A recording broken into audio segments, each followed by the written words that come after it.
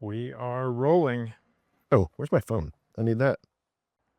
You can't go to Sundance without your phone. Check, check, check, check. Windscreen adjustment, check. Oh, almost forgot my glasses. We're gonna get out of this condo one day, Keith. All right. What do you think, Keith? You ready? Yep, I'm just plugging in the walking directions. Closing the condo door, and we're off. And here we go. Head west on Deer Valley Drive toward Deer Valley Loop Road. All right, thank you, robot. All right, according to my phone, it is 31 degrees here in Park City. Today's high is 31 degrees, so this is as warm as it is gonna get. The low is 15 degrees, which is not so bad because when we got here last night, I think the low was 8 degrees. It was very, very cold last night. Walking back from the party, I was struggling. This is almost like a balmy 31. I feel pretty good. On your left. You're listening to Dock Walks with Ben and Keith. Well, is this where we should talk about how you talked me into coming here and I said I didn't want to? I'm actually fairly uncomfortable being in a film festival where I am not showing work. I feel like I'm crashing a party in some way. And so being here to record our podcast makes me feel a little more like I belong, but I would say in general, I feel a little bit like an outsider here. Yeah, I can appreciate that. I do feel like I twisted your arm a little bit and maybe even tricked you a little bit just so I wouldn't have to wander these streets by myself, but... Okay, Keith, so what are we doing? We are walking down Deer Valley Drive into the heart of Park City. And why are we here? Why are we here? I always look at Sundance as kind of like the kickoff of the new year. It's like the calendar year begins here, late January in Park City. And what happens here over the course of the next 5 or 6 days, in a way, can kind of set the tone for how this year just may go. Right, and we are here at a pivotal time. We just had an election. There is the threat of AI looming. There is declining viewership with social media competing for eyeballs. So it does feel like we're in a particularly transitional state at the moment. We're here to take a look around, talk to some people, maybe score a few free drinks at some parties, and kind of fill up our cup. Start the new year with a little fresh inspirato. And really, anybody who is here to make a living making documentaries or indie films is here. Looking for funding, looking for collaborators, present company included. Here we are. Walking up to Main Street where this all happens. It's the main artery of the festival. And everybody is walking around, kind of looking each other up and down, looking to see who's here. See, it looks like there's a lot of people gathering outside the Shutterstock Chalet. There's the Adobe House, home of Adobe Premiere, and maybe some free hot cocoa. Ooh, I could go for some free hot cocoa. Here's the Disney store, you know, all the indie shit. All the independent artists represented. I like how every once in a while we see a guy like this here who is clearly only here to be skiing. Click-clacking in his ski boots up Main Street. We are passing a long line here of people waiting to see a film. Hi, what movie are you waiting to see? It's not a movie. It's a panel, Latino panel for emerging filmmakers. Oh, cool. Who's on the panel? Do you know? Luis Guzman. Oh, cool. Very cool. And there's going to be speakers like Cristina Costantini, Damian Rodriguez, Gara del Sol, Joanna Fernandez, and Sofia Camargo. And then at 3, it's From the Dreams to Screen, the indie filmmakers roadmap to success. Have you been to Sundance before? My first time. Really? What's your name? Adrian. Adrian, nice to meet you. I'm Ben. Oh, nice. Yeah, this is my first time too, so I'm excited to be here. Yeah. Oh, look, here's a chairlift for the people who are here to ski, which is what this town is actually about. Yeah, I think there's a gondola that we can take up to the top for free, which would be a fun way to see the town and maybe take the dock walking more vertical. New heights. Ooh, look at you. Should we cross here? Okay, I just want to take note of this bird up here. It is a black and white bird with a very long tail that my family and I have seen on trips to Colorado, and we refer to that bird as a tuxedo pigeon. A tuxedo pigeon. And then here's a sign that says Birds of Park City. Oh, we're in a bird watching zone. I'm And pretty there's sure. the tuxedo pigeon right there, which I've come to find out is actually called a magpie. Ooh, I think I like tuxedo pigeon better. All right. Well, we'll keep our eye out for more of those, including mountain bluebird. Mountain bluebird, that's a good looking bird. Good looking mountain bluebird. Let's keep our eye out for the red-winged blackbird, the black-capped chickadee, and the house sparrow. In the house, okay. I'm keeping my eyes peeled. I like But- how this is, you're trying your hardest to make this a podcast about bird watching. I don't have to try. The birds come to me. Okay, so Sundance is important because of selling your film. And people come here as filmmakers, they apply and hope to get in because this is the premier festival in the United States where distributors come to watch films. Yeah. There's a lot that goes into it. It's not that simple. Obviously, you have to have sales agents, PR folks. What else do you need to do? Well, selling a film is a lot like selling a house.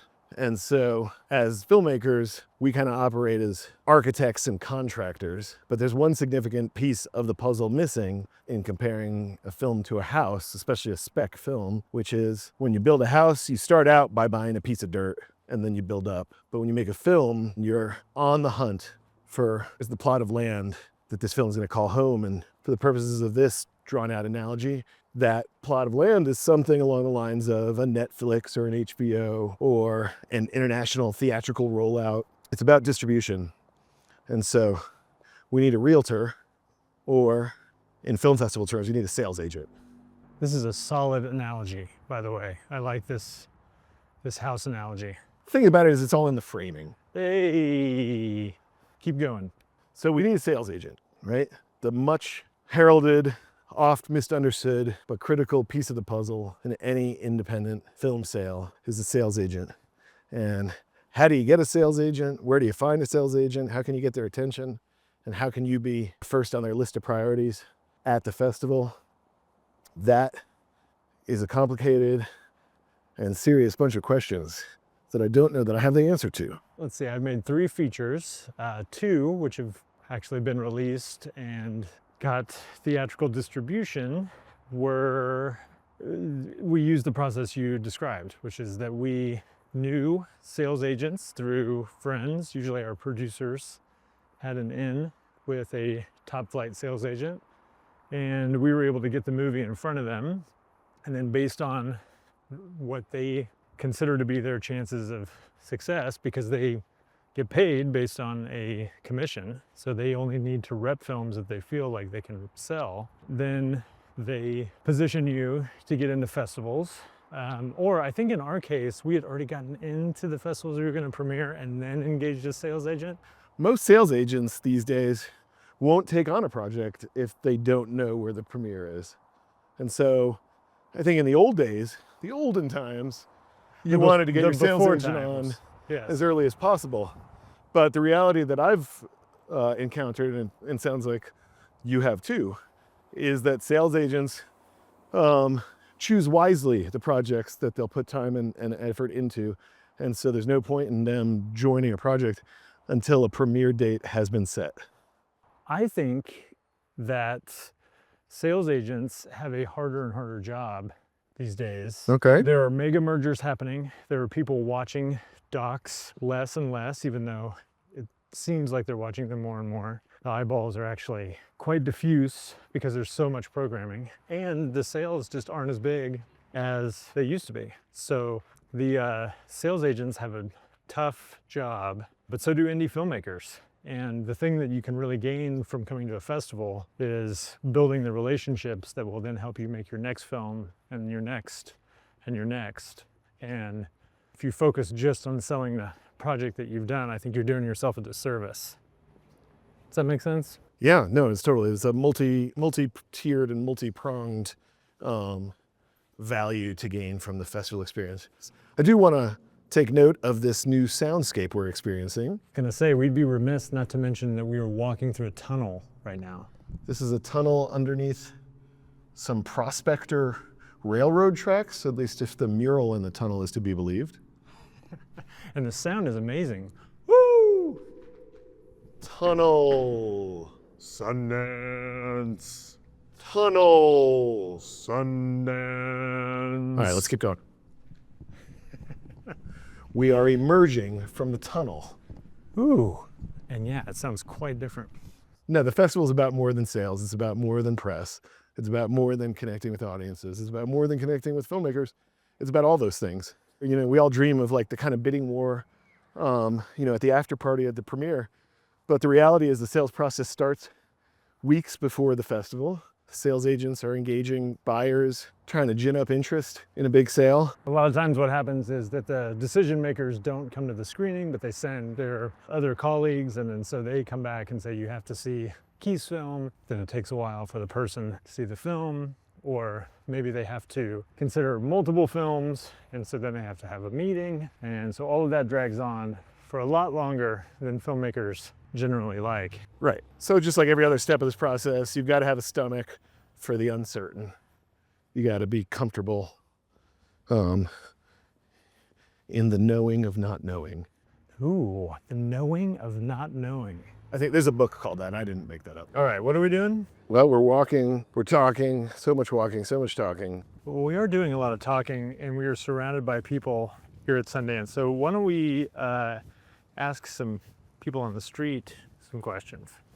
That is a great idea. And it is also perfect timing because looking down the street, what I see walking towards us is... Wait a minute, don't we know this guy coming at us here? That is Frank Mosley. Frank is my partner on my new doc. Let's see what Frank has to say about Sundance. How you doing, Frank? Hey, how you doing, Keith? What's going on? Do you know Ben Steinbauer? No, I don't. Good to meet How's you. the snow treating you right now? I'm freezing. I Yeah. hate it. I'm doing great. So Frank, we're here at the 2025 Sundance Film Festival. Tell us how's Sundance been for you so far? I just got off the plane. I'm already having a lunch and business meeting. Have some films I'm going to see, and then a film I'm in premieres tomorrow night. Frank, what is the, what's the value of a film festival in 2025, do you think? I got a lot of answers for that, but the one right off the bat I'll say is in-person connectivity. You know, it's more than ever, everything is virtual. So to be able to actually be in a space with people and connect, and I think it gives it kind of a thrill that's been missing for a while, you know? You have any tips for first-time filmmakers who are, you know, about to send their films off to their first festival? Yeah, I mean, it's tough. I would say do research on festivals. You know, not every film is right for every festival. You know, and don't be afraid of the regional fest. I think that's where the heart of indie film really lies. I mean, the first festival outside of Dallas that took one of my films was Sidewalk in Birmingham. And that was the biggest deal in the world to me, getting into that festival. I mean, it changed everything. Having a film outside of my home state, it felt like I was a real filmmaker. You know? Right. It's a big step. So it's the validation. Validation, and then also knowing that it's a long game. Just keep making stuff with your community and let the community expand, you know. Hope for the best. Amen. I think that's great. It's good to see Frank. You too. Frank's got a premiere here. He's an actor. He's a lead in a film premiering in the next category. What does that mean, next? It's a category supposedly reserved for films that are boundary pushing, either in form, content, or both.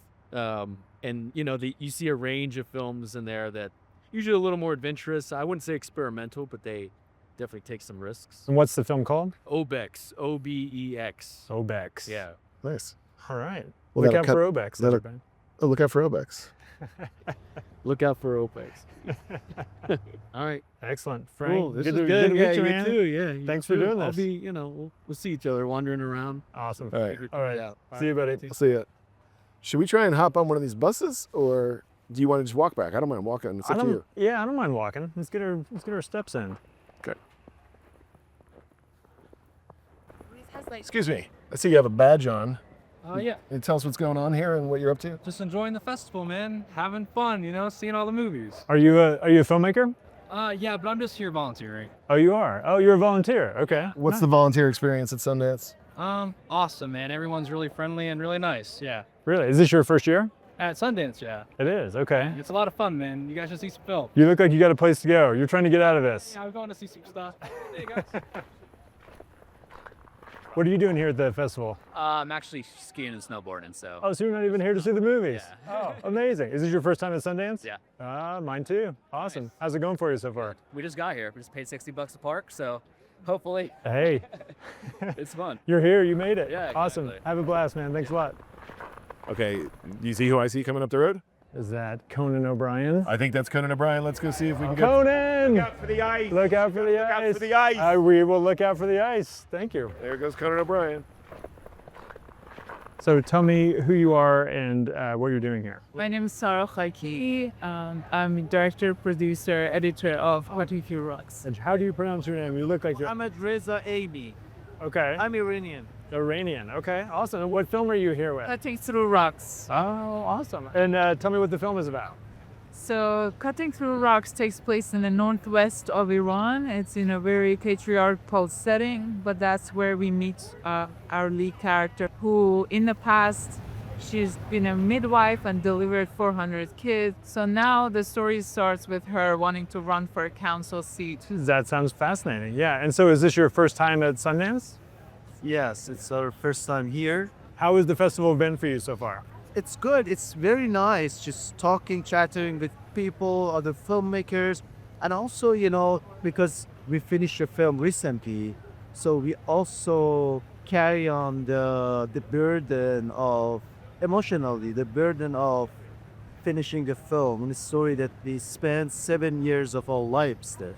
So being here is just, for me, it's a mix of a lot of feelings of happiness, just the feeling of completion, and also a little bit maybe sadness of, saying goodbye. Right. Project. Right, yeah, it's like a birth. You birth it into the world, and now what happens is not up to you. That's complete. It's a new journey. It's a completely new journey. What do you think about your chances of selling your documentary, the documentary market in general? What are your thoughts about that? Well, I know, and this is something we've been told over and over again, that this is not particularly the best market. Over the past years, especially after COVID or even prior to COVID.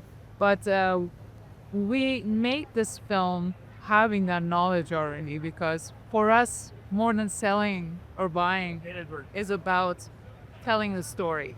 So it's not necessarily about what happens here monetarily, it's about that you made the film and that you told the story that you want to tell and that you get it out in the world as a gift in a way. Yes, but we're also having this optimism that even though it took a long time to be here today, we have the feeling that it will find its audience, it will find its sales team when it's meant to. Well, I hope it does. Good luck. Thank you so much. Well, you guys are great. Yes, sir. Thank you for the time. I really appreciate the time. Good luck with the premiere, and I can't wait to see the movie. Awesome. All right. Bye-bye. Okay, so that was Mohammed Reza Aini, I think I'm saying that right, and Sarah Kaki. They are the directors and producers of Cutting Through Rocks, the Iranian film.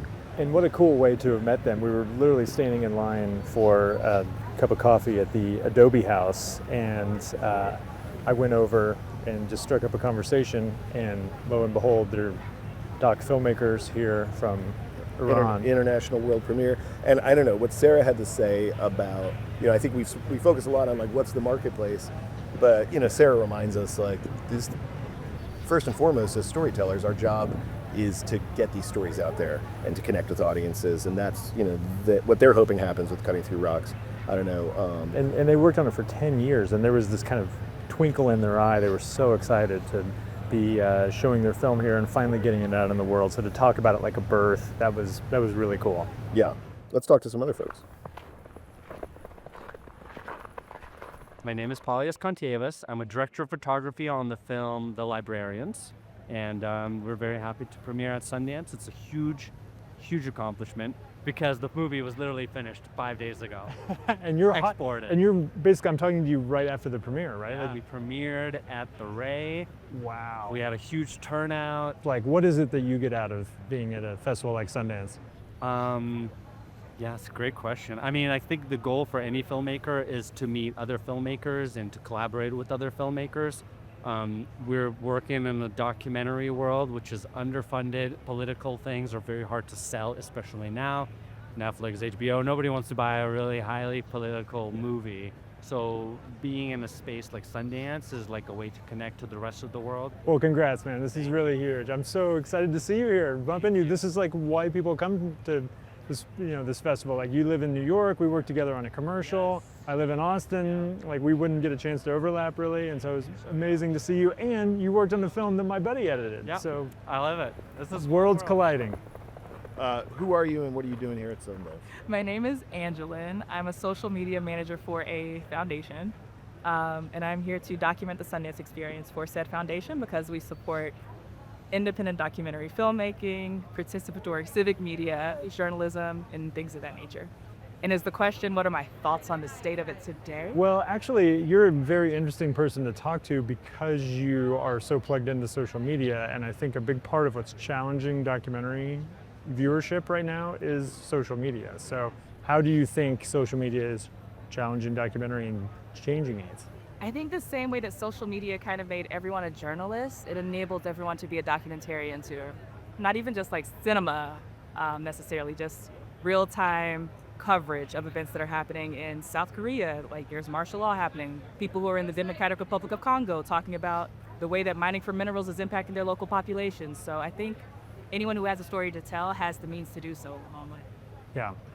And so that democratization of media is great on the one hand, but then on the other hand, if everybody's scrolling through TikTok and not watching longer form narratives, that also feels like there's something missing, or that's like maybe not a positive, right? It is a trade-off, and I think that maybe the storytellers have to decide what's more important. Is it awareness? Is it a call to action? Is it considering something in a different perspective that might actually require more detailed storytelling, and you flatten it in 30 seconds or 90 seconds and you don't want to go that route? I think all that's valid. Yeah. What are you excited about for 2025 when you look at like the landscape of what's coming, what you do for a living, and what matters to the people that you work with? When seismic shifts happen in the social media space, I think it riles up everyone, not even just people who are creators, but people who are also consumers feel like they have a stake in the content that they're consuming, and the content moderation, the policies. They're upset about the algorithm. Like, everyone gets really, really in on it. And it kind of feels like, to me, like that collective effervescence when there's the lottery and it's like a really, really high jackpot. It's just everyone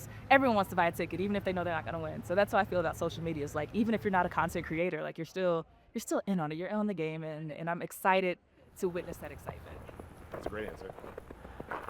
Oh, here comes Russell Wayne Groves right here. What's up, buddy? Russell's an executive producer, done all kinds of award-winning, money-making documentaries. How's life? Well, we're here at the Sundance Film Festival. Yeah. What do you do? Do you know Keith Maitland? Keith, this is Russell I know Groves. of Keith. Sam, I've heard your name so many times, and we have a lot of friends in common, yeah. You look like you are not wearing near the amount of layers that we are, and I'm freezing in all these. Pretty good. So are you here to catch movies, to set meetings, to do a little fundraising, or what? I never come to watch movies. I come to meet with people, talk about stuff. I'm really interested in two things in particular. What is the state of distribution and sales in this business for indies in particular, which is a disaster area in my opinion. But I'm just curious kind of where things are headed, just based upon from sales, talking to Submarine, talking to XYZ, and talking to other distributors. And then on the financing side, trying to curate what is a pathway that is a feasible pathway that mitigates risk for investors, but also curates the best approach, since you could make consistent films and not have to worry about doing a startup every single time.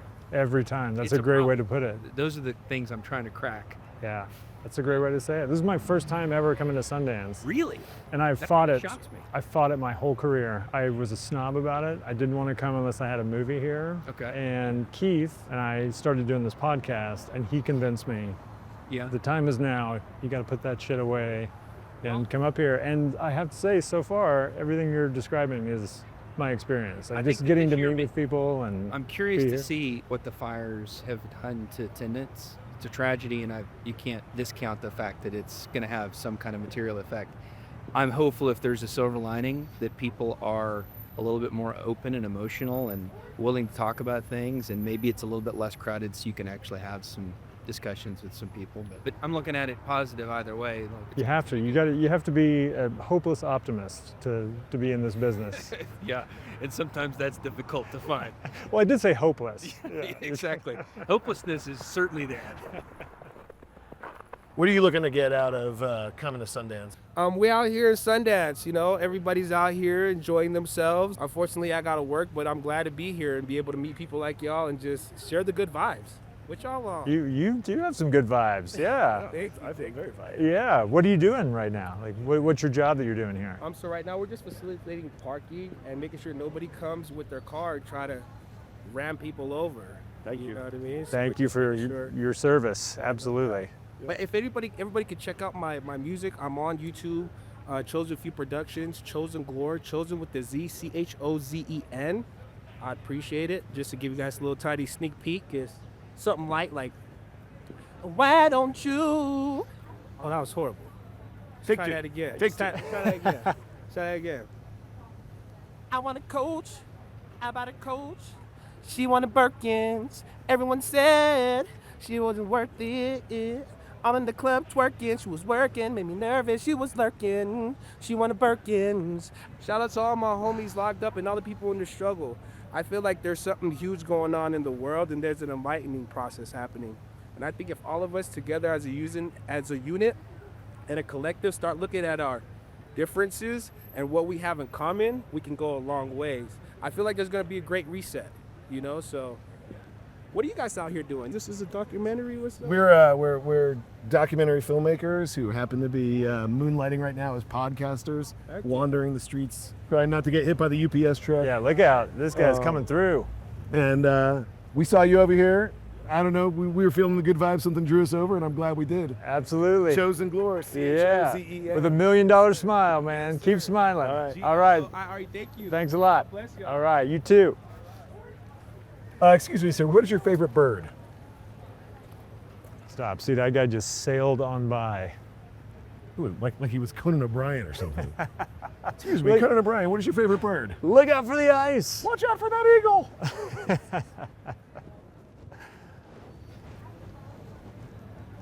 Excuse me.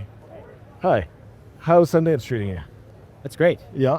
It's wonderful. Yeah. We're filmed here, so it couldn't be any better. Speak to me about that film. It's a feature film documentary about this competitive high school speech and debate tournament that is nationwide, and we followed 5 incredibly talented seniors all the way through entire school year to the final tournament that it happens every year with up to 10,000 kids. Beautiful. It's an incredible experience because it really gives you hope for the future once you see that film. Incredible. We really need that right now. Congratulations. What's your role in the film? What's your name? I was producer, I'm Christoph, and also cinematographer on it. All right. Yeah. Producer and cinematographer. Getting little insights into this film throughout the process because our good friend Osei Esed was your composer. Osei is the best. He really is. Osei is the best. I did see, a bunch of cuts, obviously, but really once his music went in, it just kind of bloomed. Yeah. It really bloomed. It was like an unbelievable thing, yeah. That's so great. That's So you had a great premiere. But a great premiere, yep. What are you hoping for next? What are the next steps for Speak? Festivals, but also, we wanted the film to get out there because it is the film that feels so much more important than it even felt like 2 months ago. And this is kind of one of these antidotes because those kids, you can tell, call them kids, students, almost the adults, but they're 17, but they are the future and they will be fighting for it and everybody should see it. Yeah. All right. And do you have distribution already? Not yet. We're looking, but we had a ton of people there and people seem to really love it. So we're really, really optimistic about it. Excellent. Great. Optimistic. There's that word again. He's optimistic. I know. Hey, well, since you're hitting one of our main themes, which is optimism, Yeah. I also need to know, Christoph, Yeah. what is your favorite bird? My favorite bird, I love a blue jay. I love blue jay. I love blue and, blue Well, jay. look at those beautiful blue eyes you have, Yeah, Christoph. that's right. Exactly right. Perfect match, right? There we go. I think, after first day of Sundance, what struck with me is there's a real community vibe here in Park City, and our instinct that this would be a great way to start off the calendar year, give a little inspiration to kind of fill our cup and drive forward, I think bears out. I think we're not the only ones thinking that. It seems like everybody I spoke to was really excited and optimistic about the future. That should be the name of this episode. Yes, hopeless optimist. You can sort of look at it either way. Are you hopeless, or are you an optimist? Or are you a hopeless optimist? And I think in order to do this work, you have to be two of those three. You have to be optimistic at minimum, hopelessly optimistic at most. And if you're hopeless, you're not going to get very far making documentaries. Excuse me, is this Jessica Wolfson? Hi, friend. How's it going? Good. Look at us in Park City. Look at you, dock walking. I know. This is great. This is your first time at This is Sundance. my first time at Sundance. I feel very much like I'm crashing the party. I feel like an imposter, and I really hate it. No, you shouldn't. Just because you don't have a film here does not mean you don't have to be here. This is a community of people. You should go and schmooze with you. Yeah. But you guys are coming to my weird house party. We Yeah, are. I'll be 10 on o'clock the tonight. later side. Okay. Can we bring some folks? Is that all right? Please. Yeah. See you guys later. Produce our podcast for us. Okay. That was great. I do want to say, like, we're getting long in the day here, but I see an old friend walking down the street. I'm going to grab her and see if she'll talk to us. I don't know, do you know Sue Kim? I don't. Okay, so I met Sue in 2008. We were both pretty early in our careers. She has had a phenomenal run as a producer. I know she made Hale County this morning, The Tuba Thieves, Midnight Traveler. I think she had last year, Hidden Letters. And the thing I love about Sue more than anything is that she always tells it straight. Great. Let's talk to her. Yeah. We're walking down the street, and who do I look up and see but Sue Kim, superstar in the documentary community, Sundance stalwart. Did we meet back in 2008 at the Producers Academy? Mm-hmm. I feel like I've known you forever, and that makes sense because that was basically the beginning of everything for me. Same for you? Yeah. Yeah. Sue, this is Ben Steinbauer. Hi, Sue. So nice to meet you. I'd shake your hand, but my hand understand is how holding you a feel. microphone. So we're just walking around. We have a little podcast that we're trying to get started called Doc Walks, where we go on walks and talk to doc filmmakers. And here we are walking around Main Street, and we saw you, and we thought, let's talk to Sue. Is that cool? What are we going to talk about? Let's talk about docs. Let's talk about Okay. documentaries. Let's Yeah. go. Are you here at the Festival of the Film? No film this year. I came because I wanted to see films. Yeah. And how's that been working out? Have you been able to see stuff? I don't know, like I schedule things too tightly, and so I haven't seen as many films as I wanted to, but more than when I'm here with the film. Yeah. What have you seen that you've loved so far? I don't know, I haven't had enough time to process because it's kind of a spectrum. Like I need to like watch things and then think about it, and I haven't really had a chance to think about it. Gotcha. What are you thinking about when you look at the documentary marketplace as a producer, as somebody who is working as an independent? What does the world look like for you for 2025? I think it's a really challenging marketplace right now. I think the big funder for documentaries, we both know it's like been public television. Yeah. And then with like the new administration, like all of that seems very up in the air. And so then if you look at like commercial entities that may purchase or commission films, I think that they're also like, they're not producing the kind of films that probably you and I are making. Yeah. So I think it's different. It's really interesting because when I first started, people always said to me how hard it was, and people say that now, but I feel like the hard is just, it's not a measure, it's just different. Yeah. I think like the one thing about being an indie filmmaker, I've learned to be resilient. Yes, you have to, right? And one of the things that keeps coming up when we talk to people is the idea of being hopelessly optimistic.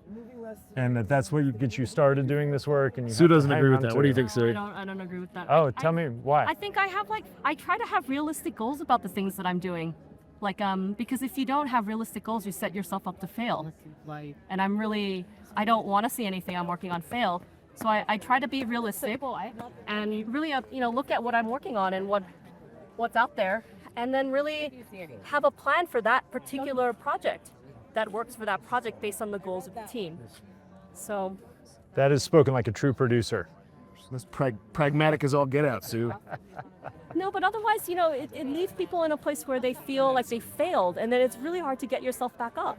Yeah, I think that's right. He is making a podcast. Well, we are about to head into this party. Sue's going to join us, so we're going to wrap it up here. But there's a million more questions I'd love to ask you. Are you planning on going to South by any chance? No. No, I'm going to Berlin. Oh, good for you. Oh, that's a good. As a film goer, I have very good friends there. Awesome. Cool. Okay. Well, that was Sue. What did I tell you? She tells it like it is. She tells it like it is. I feel like she slapped me in the face with some wisdom. And Well, I feel like we've been talking about optimism, and most of the folks that we've talked to today, whether they're other filmmakers or old friends of ours from Austin that we bumped into here, like everybody's been in a pretty good mood. Everybody's been pretty optimistic. We've been talking about optimism. And so we slide that line to Sue. I think you said, what did you say? you have to be a hopeless optimist to do this work. And Sue just smacked that right back down. And she said, no, you got to keep it real. Mm-hmm. You got to keep it real, Ben Steinbauer. And I like her conclusion about that makes a lot of sense to me, which is that if you have inflated expectations, then you're setting yourself up for disappointment. And I can get with that. I understand what she's saying, and I think it's kind of dependent on your personality. Like, do you imagine great things and you're striving for this like kind of brighter future all the time, or are you thinking, there's a sort of realistic life that this is going to have, and that way you don't set yourself up for the lows of not reaching that sort of highest high. Well, that's the thing is you can't get hung up on the hopeless optimism, because coupled with that optimism has to come a lot of real work. Right. Like real decision making, real work. You're still budgeting, you're still cold calling, you're still pounding the pavement. Yeah, and it is a lot of work, and it's a lot of time, and you have to be a force of nature. And so maybe it's, instead of hopeless, maybe it's hopeful. Okay. Hopeful optimist. Hopeful optimist, yeah. I don't know, Sue is pragmatic, and she is focused optimist. Hopeful pragmatist? Folkmatist. We are not sure what you have to be, but I know that Ben is cold. I'm freezing. Can we please go inside? And so this has been the Doc Walks live at Sundance experience. Tomorrow is day 2. We've got some interviews lined up. I'm hoping maybe we could see a movie. No, we're not here for movies. We're here to walk and dock. That's right. All right. Doc walking the day away into the night for Ben Steinbauer. I'm Keith Maitland. Easy for you to say. All right. All right. Next time. Okay. Thanks, everybody. Bye.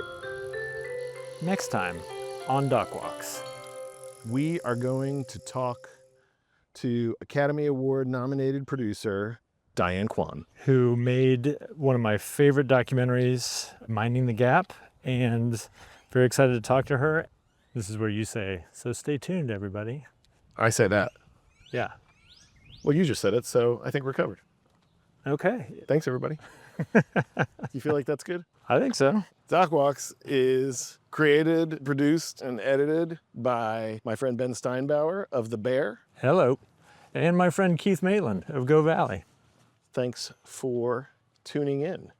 Follow us at Doc Walks Pod on Instagram, X, and YouTube.